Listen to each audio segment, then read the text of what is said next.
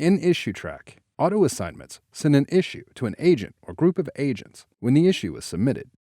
To set up an auto assignment, navigate to Administration, Business Rules, Auto Assignment, and click Add. You're given a list of available criteria to determine the assignment. You can select only one or any combination of criteria you need. Then select the agent or group to receive the issue.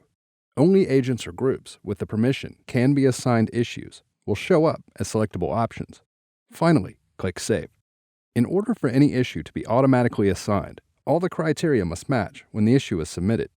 Because you can have multiple auto assignments, it's possible that there could be a conflict where an issue matches more than one assignment rule. In those cases, the precedence list determines which fields carry more weight to resolve the conflict.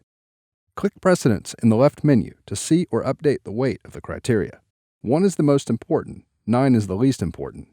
Once you've adjusted the criteria precedences, click Update.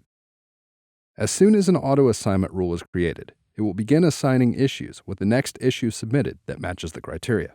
That's auto assignments in Issuetrak.